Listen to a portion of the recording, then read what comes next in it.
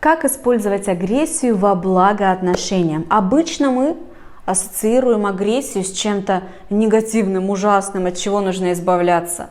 Но поверьте мне, в агрессии заложено очень много энергии и ресурса, которые можно, если правильно направить, использовать во благо и себе, и отношениям.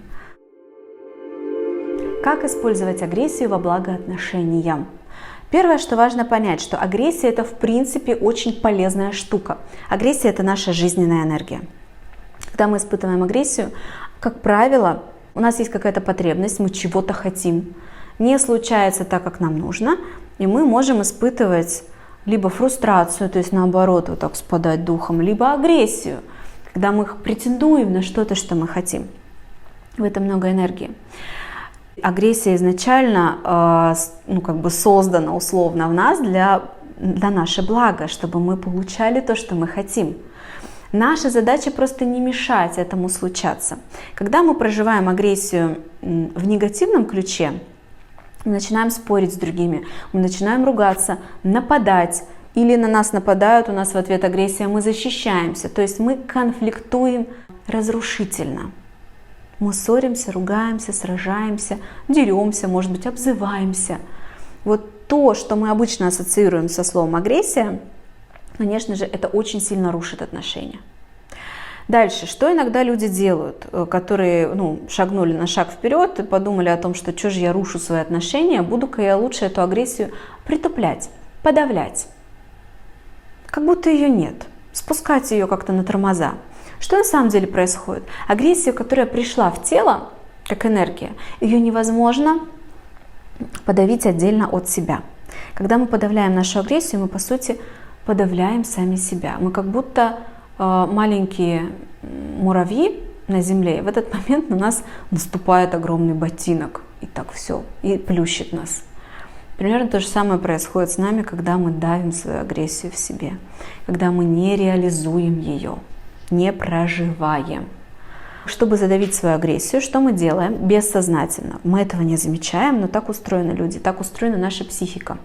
Наш мозг дает всему телу сигнал сбавить количество жизненной энергии, потому что та, что пришла, вот эта вот агрессия, человек не может с ней справиться, он от нее отказывается. Я не хочу это чувствовать. Самая частая фраза у людей в этой ситуации. Значит, нужно полностью сбавить энергию в теле, и тогда мы как не чувствуем эту агрессию, такие негативные чувства, так и не чувствуем положительные чувства, позитивные. Люди, которые регулярно давят в себя агрессию, не могут наслаждаться жизнью. Им недоступны становятся чувства счастья, радости, желания улыбаться. Они не светятся изнутри, у них нет сил на это и энергии. Они же все подавили в себе. Поэтому, как использовать агрессию во благо? Первое. Понять, что ее обязательно нужно проживать, нельзя ее давить в себе. Запомните, агрессия – это хорошо, как и все живое. Агрессия – это хорошо. В природе агрессия нужна. Нам агрессия зачем-то нужна. Второе – научиться выражать ее не разрушающе для отношений, а так, чтобы она укрепляла отношения. Каждый конфликт, агрессия у нас ассоциируется с конфликтом, правильно? Каждый конфликт – это точка, в которой пара может стать крепче. Каждый конфликт, который вы проживаете с человеком, например, с вашим партнером, с мужем, с женой, если вы проживаете его, выражая свою агрессию, при этом подбирая красивую для этого форму, верную форму, каждый вот такой случай, конфликт, так прожитый вместе, делает вас крепче. Вы как будто вот так вот становитесь ближе к друг другу, вы становитесь ближе за счет того, что у вас доверие увеличивается, принятие. Вы становитесь более близкими и родными. Как прожить красиво? Какую форму подобрать? Первое. Следить за словами. Говорить о себе и не говорить о партнере. Не говорить «ты козел», «ты плохой», «ты сделал неправильно», «я тебе говорила, а ты не послушал меня», «я тебе говорила, а ты забыл». Не говорить про него, говорить про себя. Про себя, что вы чувствуете, что происходит с вами. Я чувствую себя обманутой. Я тебе говорила, я это помню, я так помню. И когда ты этого не сделал, я почувствовала себя растерянной, я почувствовала себя брошенной. Ты говорил, что придешь, и не пришел. Я почувствовала себя брошенной. Я почувствовала себя ненужной тебе. Мне было очень одиноко. Мне хотелось плакать. Я почувствовала себя беспомощной. Я осталась там одна, и мне было страшно. Говорить о себе. В этот момент вы можете быть агрессивны.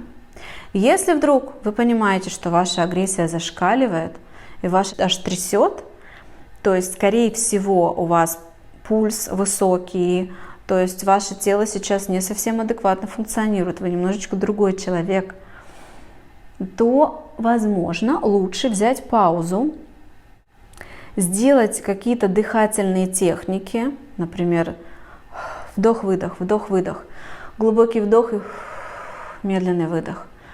С каждым вдохом, выдохом замедляться. Сначала вы делаете по темпу, как у ваше тело реагирует, и прям по чуть-чуть замедляетесь, чтобы между вдохами пауза становилась все длиннее и длиннее. Подвигаться, потянуться, понапрягать, а потом порасслаблять, понапрягать, порасслаблять. Поделать такие вот свои манипуляции со своим телом, чтобы помочь телу успокоиться. Но в психике эта точка агрессии все еще остается.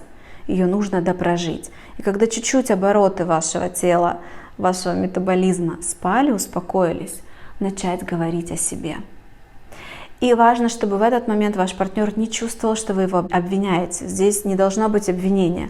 К сожалению, если ваш партнер не старается научиться проживать агрессию, как и вы, на пользу дела, то, конечно, с человеком, который реагирует иначе, будет сложно. То есть вы можете почувствовать себя в какой-то момент, что вы как лебедь, щука, рак, но только вдвоем тащите это в разные места. То есть вы как бы успокаиваете, вы проживаете, пробуете ее конструктивно, говоря о себе, то есть на пользу делу, а он обвиняет или на пустом месте в ваших словах видит обвинение, начинает защищаться, это сложно.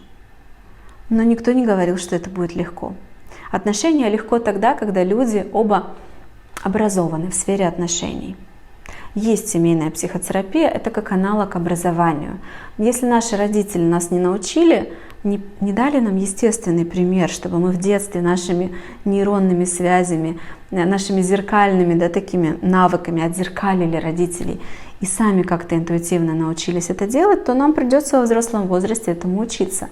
И семейная психотерапия для пар – это как школа отношений, где люди могут научиться проживать конфликты и свою агрессию во благо. Потому что если один человек даже прослушает это видео и научится, а второй знать об этом ничего не знает и продолжает раз за разом действовать шаблонно и тащит ваши отношения не туда, в деструктивную критику, в обиды, в обвинения, то, конечно, сложно. Поэтому приглашаю все смелые пары, которые готовы меняться и обучаться быть в отношениях качественно, быть счастливой парой, проживать конфликты так, чтобы финалом конфликта было сближение, а не отдаление.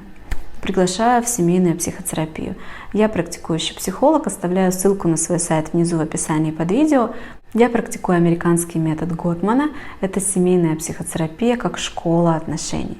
Лаборатория любви, где пара учится, как контактировать друг с другом, чтобы жить долго и счастливо вместе. Ставьте лайк этому видео, если оно вам понравилось, оказалось полезным. Подписывайтесь на канал, здесь видео про отношения выходит регулярно, каждый день новое. И до встречи в следующих видео.